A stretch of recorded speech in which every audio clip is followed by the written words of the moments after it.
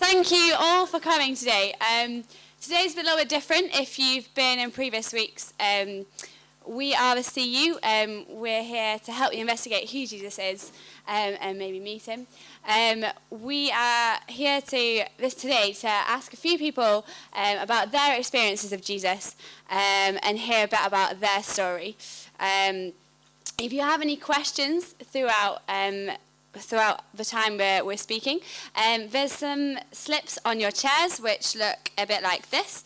If you just want to write them down, and you'll have an opportunity at the end to come and ask people individually. How it's going to work is we're going to be just interviewing people individually, and then at 10:02 we're going to finish. So if you've got a lecture, don't worry about it, you'll be able to get there in time. So we're going to start. This is Rachel. Rachel, tell us a bit about yourself. I'm a third-year physiology student Cool. at Bristol. And yeah. What do you like doing in life? Do you have any hobbies?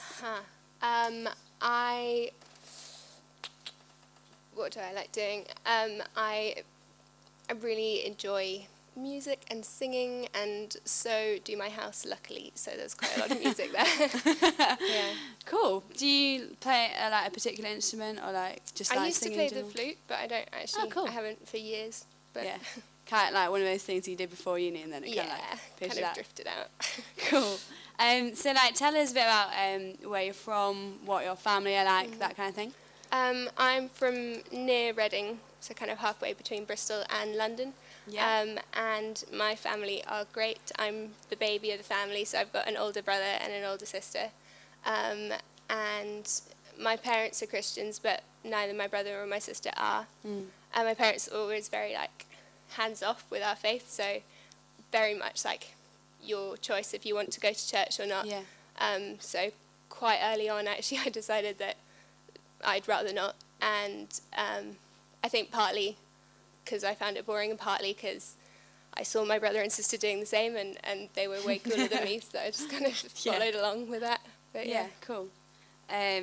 So you went to church until teenage years, yeah, probably when I started secondary school, I guess. Yeah. And then And then what happened?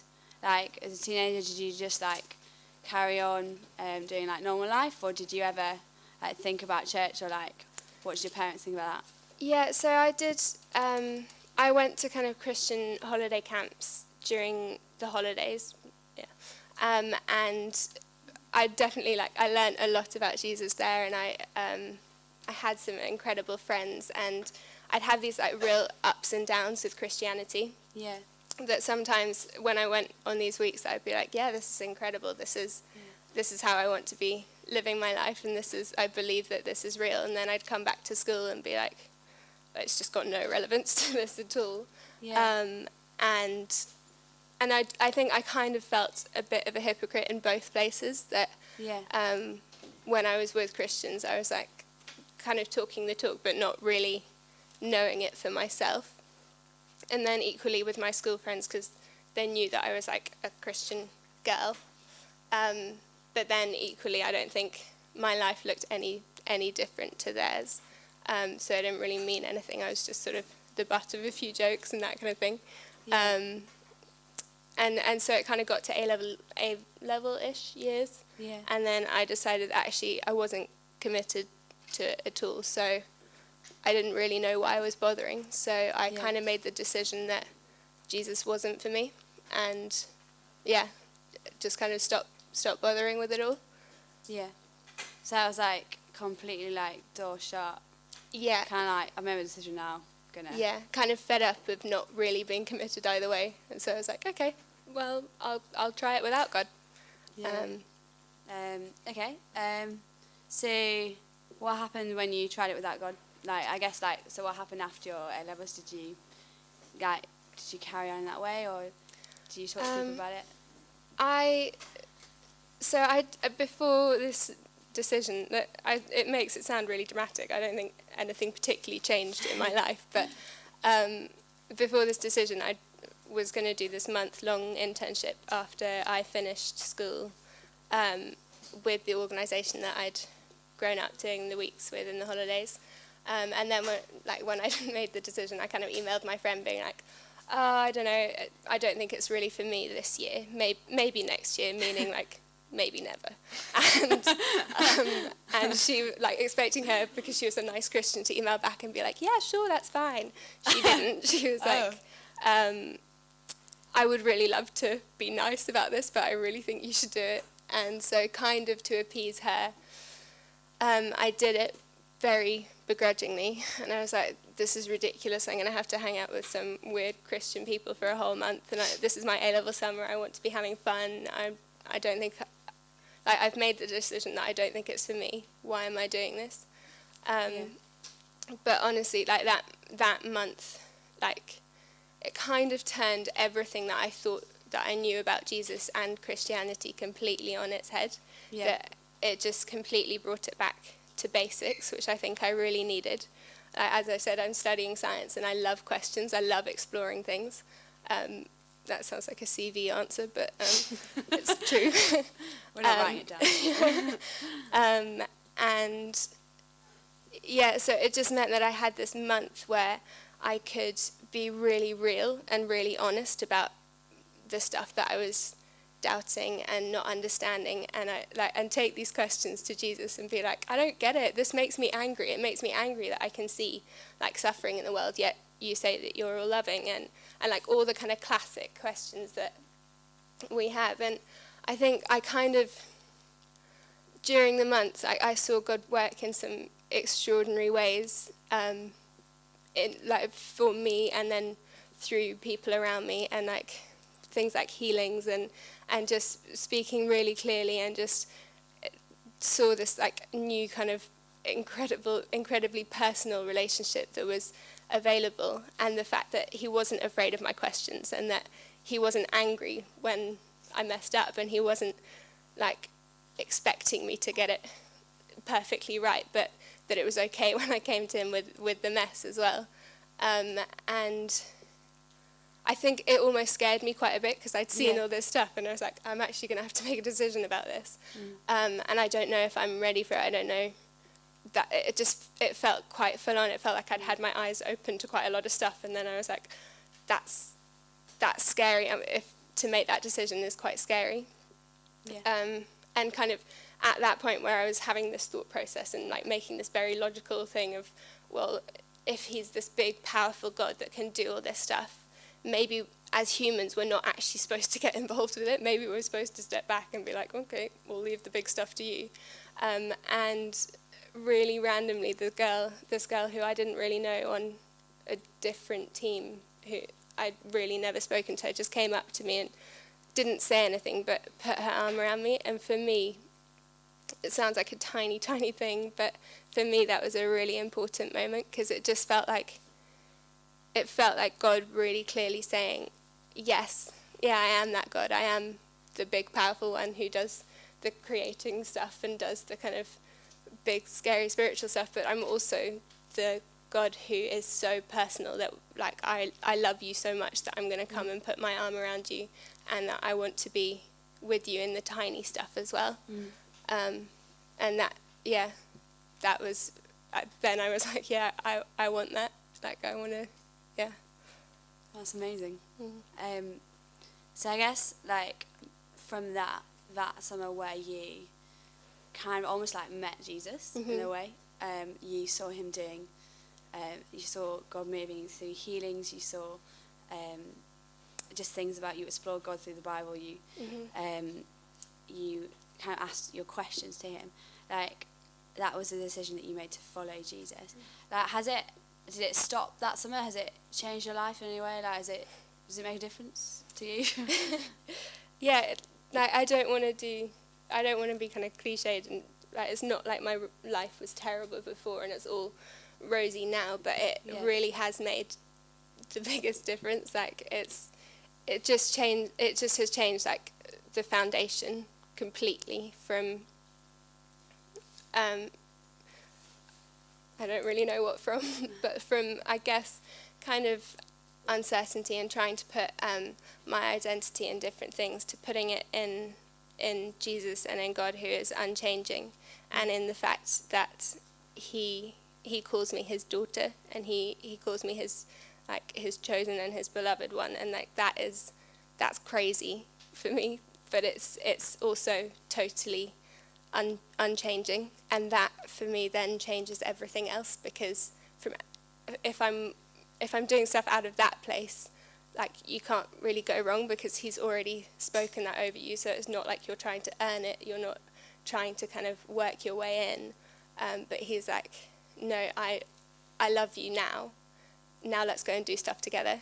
It's not, it's not like I'm trying to pass or fail, which is amazing and so freeing, so freeing. Yeah, great. Great, that's all we have time for with you. Give her a round of applause, guys. Yeah, thanks. Okay, great. This is Will. Will, tell us a bit about yourself. What year are you in? Okay. General. So I'm a first-year civil engineer. Cool. I'm 19. I'm from Watford. Cool. Did you come straight to uni then, or did you? No, I took a gap year last year. I actually went to Ghana for 7 months and did a water and sanitation internship there. Cool. Yeah, had a great time living away from home. Yeah, having fun. Great. How's November going for you? Yeah, I don't know. How's it? Sorry, had to put that one in there. Great. So, what kind of family are you from? Do you have brothers and sisters? That sort of thing. I've What's your got background? one brother, and my parents both are Christians. So I've been involved in the church since I grew up. I've really I've been going kind of every week, but really when I was 13, I decided to go for myself and choose it and know that the faith was my own. So I'd been going along to church since I was young, and I've been involved in it, and I've been taught about Jesus, and I really felt like I wanted to make it like my own faith, and really make the statement that I wasn't just doing it for my parents. I wasn't just being dragged along. I wasn't just, that was my own faith and my own choice. Yeah. And I chose it because I'd seen so much love in the church. I'd seen such a big community of people who supported each other, who worked together, and who, even though they were from all stages of life, all different backgrounds, that they could come together and just be in community together. Yeah. And I also saw that there was this guy, Jesus, who was at the centre of it, that he wanted a relationship with me and with everyone else in the church, no matter who they were, no matter what they'd done. And I wanted to be part of it. That's amazing. So you said you kind of made your own decision when you were 13. I guess why not just have it as your parents? Why not? Yeah. Why do you have to make your own decision? Well, so for me, or in general, the thing about faith is that it's your own belief, and it's your own statement and what you're going for. And I didn't just want to be the son of some Christians or someone who goes to church every week. I wanted to say, I believe in God. I believe that Jesus died for my sins, and through that, step out and say, I'm a Christian.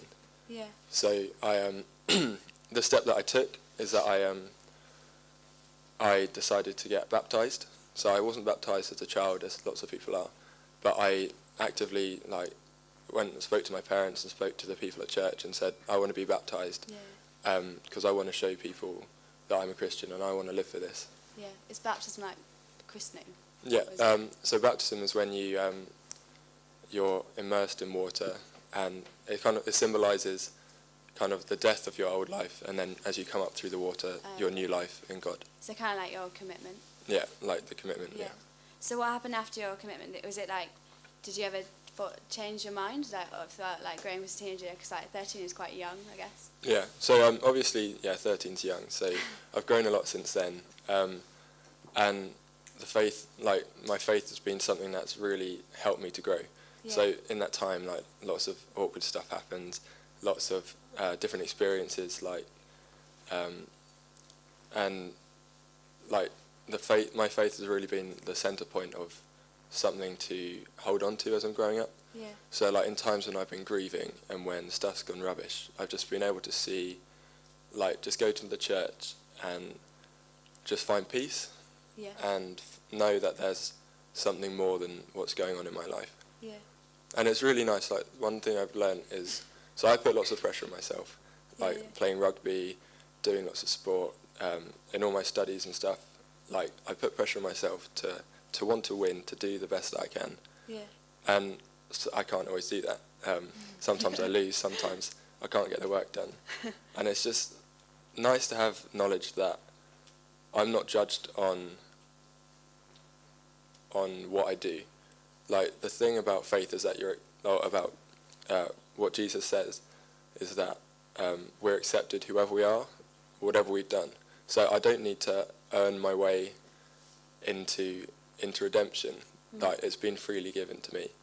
And so it's been great growing up, kind of knowing that, not that I can't do anything wrong, but that if I make mistakes, that I can be forgiven.